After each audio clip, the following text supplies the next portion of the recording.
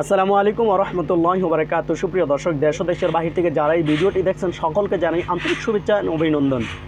তো আজকে কিন্তু বিশাল একটা ওয়েটের পর, অপেক্ষার পর, বিশাল একটা সময় প্রতিবাহিত সময়ের পর কিন্তু আজকে বিশাল একটি সৌন্দর্য একটি রায় হয়েছে, যে মহামান্য আদালত আজকে কিন্তু খুব সুন্দর একটি রায় দিয়েছেন, যেটি কিনা প্রায় 178 জন বিডিআরকে বেকসুরভাবে খালাস করেছেন। কারণ তারা দীর্ঘ 15টা থেকে 16টা বছর দীর্ঘ 15 থেকে 16টা বছর এই জেল খেটেছেন বিনা দোষে।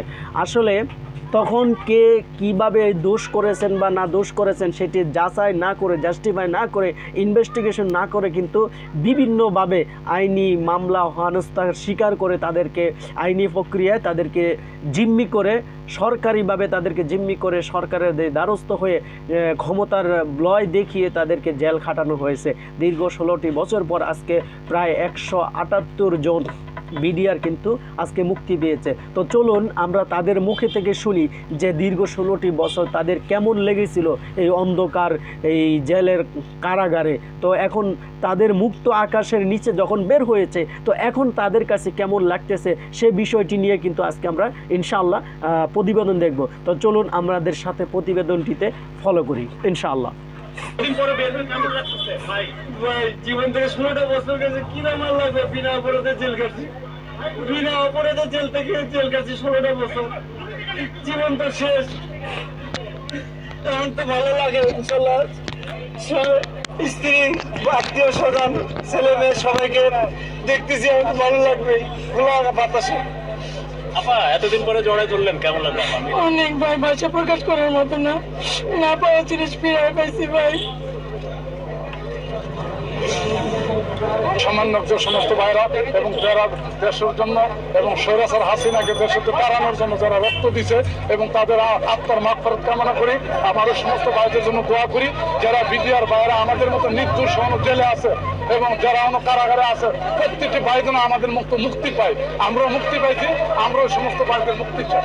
আমরা দেখছি যে বাচ্চা কাচ্চা সহ অনেকে এসছেন বা জড়িয়ে ধরছেন অনেকদিন পরে কেউ তার স্ত্রীকে জড়িয়ে ধরছেন, সন্তানকে জড়িয়ে ধরছেন। এটা আসলে ভাষায় প্রকাশ করার মতো না যে হত্যা মামলা থেকে খালাসপ্রাপ্ত হওয়ার পরেও তারা দীর্ঘদিন ধরে বিনা অপরাধে তারা কারাবরণ করছিলেন। সবশেষ তারা এই যে মুক্তি পেলেন। 16 বছর পার হয়ে গেল। 16 বছর পার হয়ে গেলে যখন আমার চাকরি 30 বছর, তখন সারা বাংলাদেশে যে 18,500 বিডিআর আমরা চাকরিচ্যুত হয়েছে, ওরা তো সন্তান স্ত্রীর কাছে ছিল, ওদের কষ্টটা একটু কম হলেও তারাও বিভিন্ন জায়গা লেবারগিরি করে এমনকি চাকরি। তাই এই দেশবাসীর কাছে, সবার কাছে আমার আকুল আবেদন, আমরা জেলে যারা নিরপরাধ তাদেরকে মুক্তি, এবং অনেকে হুইল চেয়ার নিয়ে হাঁটতেছে, দেখেন জেলের ভিতরে কষ্টে আছে এবং অনেক লোক মারা গেছে। তা আমি সবার কাছে এটাই বলবো, দেশবাসীর কাছে, আমরা যাতে হারানো সম্মানটা ফিরে পাই। তাহলে আমার বয়স 65, যে কদিন বেঁচে থাকবো গর্বের সাথে বলতে পারবো যে আমি নিরপরাধ ছিলাম। 23 বছর 6 মাস চাকরি করেছি। কত বছর জেল খাটলেন? 17 বছর। 16 বছর। না, এটা হলো আপনার 20 পরক মামলা, খালাস পায় জামিন পেয়েছে আর কি। কারাগার তো কারাগার, এখানে পরিবেশের কথা কি? কারাগার তো কারাগার, এখানে যত ভালো থাকেন এবং যত আরামে থাকেন, এখানে কোনো শান্তি নেই। এতদিন জেলে ছিলেন, এতদিন এই যে 16 বছর জীবন থেকে চলে গেল, এটা তো আপনাকে বোঝানো যাবে না, বলে বোঝানো যাবে না যে কি কষ্ট, কি জ্বালা জেলখানার ভিতরে, এটা আপনাকে বলে বোঝানো যাবে না। আমরা চাই এই যে সরকার আমাদের পরিকল্পিত হয়ে আমাদের জেল খাটিয়েছে, তার জন্য সঠিক শাস্তি এবং সঠিক বিচার হয়। ফ্যামিলির সাথে এতদিন পরে দেখা হবে, বাড়ি যাবেন, তাই না? বাড়ির খাবার খাবেন, তো এটা তো অনুভূতি অন্যরকম। এটা তো বলতে বোঝানো যাবে না আপনাকে, এটা অনুভূতি অন্যরকম। যখন শুনছি যাবেন হয়েছে, তখন তো কি একটা অনুভূতি, এটা আর বলে বোঝানো যাবে না ভাই। এই মামলা তো কোনো তদন্তকারী কর্মকর্তা নাই, কোনো আয়ু নাই এই মামলা। এটা তো একটা শুধু পরিকল্পিত একটা মামলা দিয়েছে, এই মামলার কোনো আয়ু নাই। ষড়যন্ত্র মামলা, সম্পূর্ণ এটা ষড়যন্ত্র মামলা। এটা কোনো তদন্তকারী কর্মকর্তা দেয়, ষড়যন্ত্রকারীর ব্যাপারে আপনাদের কি বলা হয়েছে? ষড়যন্ত্র আমরা শাস্তি চাই, ষড়যন্ত্রকারী শাস্তি চাই। পাইছেন ছেলে রে?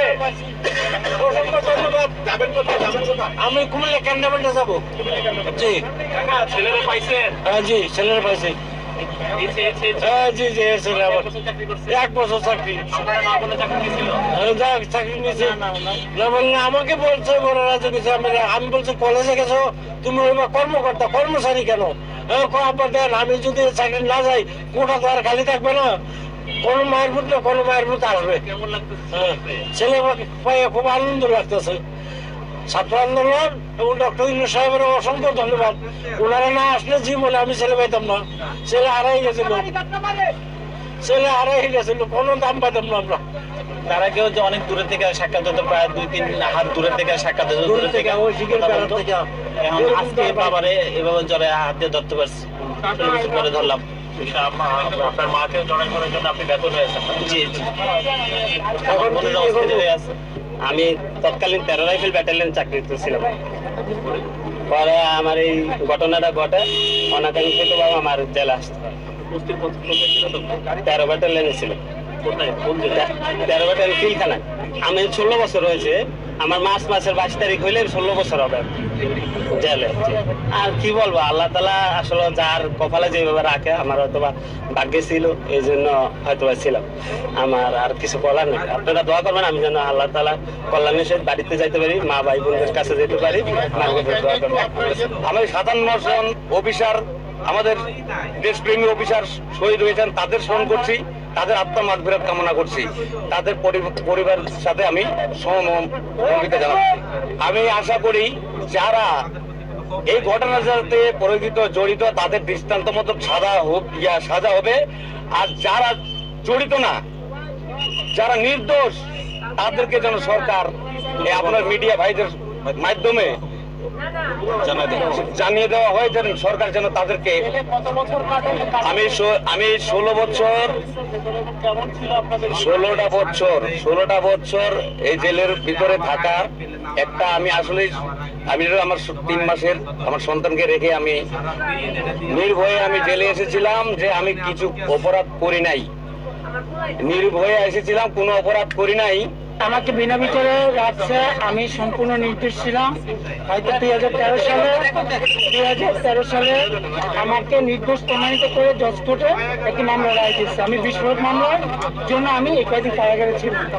চাকরির বিষয়ে কি বলবেন? চাকরির বিষয়ে আমি চাইবো, আমি যেহেতু নির্দোষ ছিলাম, আমি আমার চাকরি পুনরায় ফেরত চাই এবং ন্যায্য যে অধিকার সরকারের কাছে এবং রাষ্ট্রের কাছে, আমি সেটাই চাই।